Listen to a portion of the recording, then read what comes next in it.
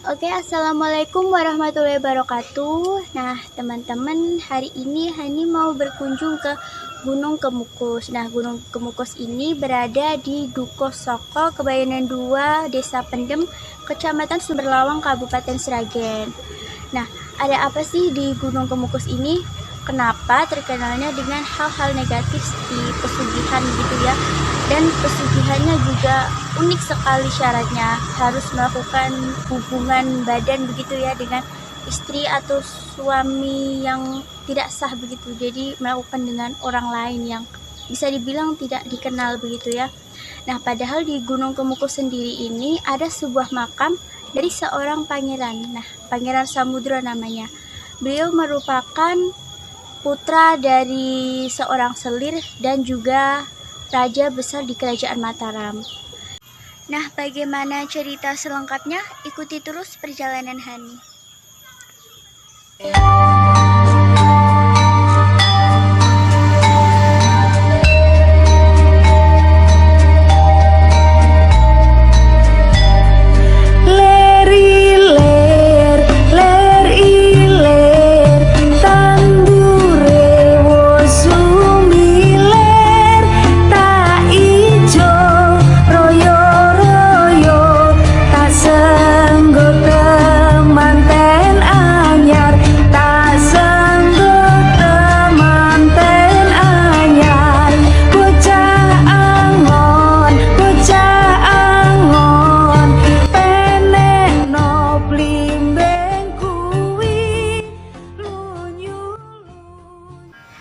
Kisah ini dimulai pada sekitar tahun 1400-an.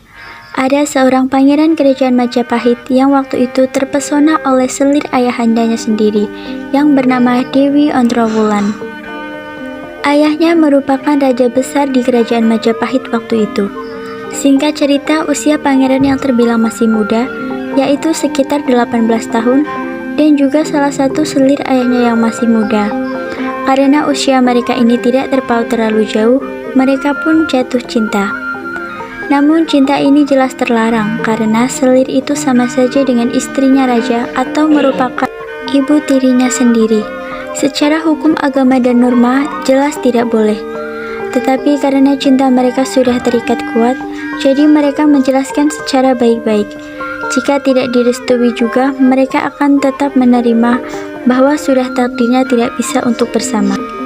Ayahandanya pun dengan tegas menolak hal ini, karena menurutnya masih banyak wanita yang lain, mengapa ia memilih selir dari ayahandanya atau ibu tirinya itu sendiri. Kemudian pada saat Pangeran Samudra berusia sekitar 19 tahun, ayahandanya pun mengasingkan putranya untuk belajar agama Islam di daerah sekitar Grobogan, Demak. Waktu itu dengan Sunan Kalijaga. Beliau berguru di sana sekitar 8-9 tahun. Suatu ketika beliau ditugaskan untuk menimba ilmu lagi ke Gunung Lawu. Karena jarak dari Demak ke Gunung Lawu sangat jauh saat itu, dibutuhkan waktu 4-5 hari perjalanan kaki. Kemudian beliau pun transit dulu di daerah ini. Dahulu namanya belum Gunung Kemukus.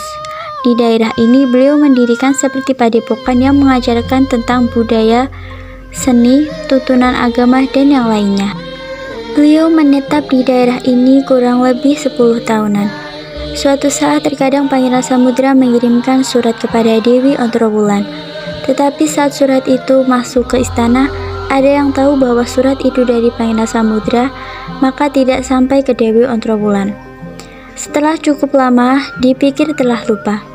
Pangeran Samudra sendiri belum menikah karena belum bisa melupakan cinta sejatinya, yaitu Dewi Ontrowulan.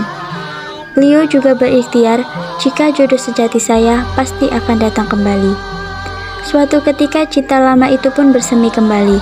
Secara tidak sengaja, Dewi Ontrowulan membaca surat dari Pangeran Samudra dan mendapatkan kabar dari seorang ajudan bahwa Pangeran Samudra menderita sakit keras dan menyebut-nyebut nama Dewi Ontrowulan. Kemudian Dewi Ontrowulan memutuskan untuk membesuk Pangeran Samudra ke sini. Dewi Ontrowulan bertekad untuk merawat Pangeran Samudra sampai sembuh. Sesampainya di sini, mereka bertemu. Tidak ada istilahnya memadu kasih, karena cinta sejati mereka itu benar-benar berlandaskan kasih sayang dan bukan nafsu. Tetapi di istana terdengar kabar miring seperti fitnah Pangeran Samudra dan Dewi Ontrowulan berselingkuh sampai ingin kawin lari.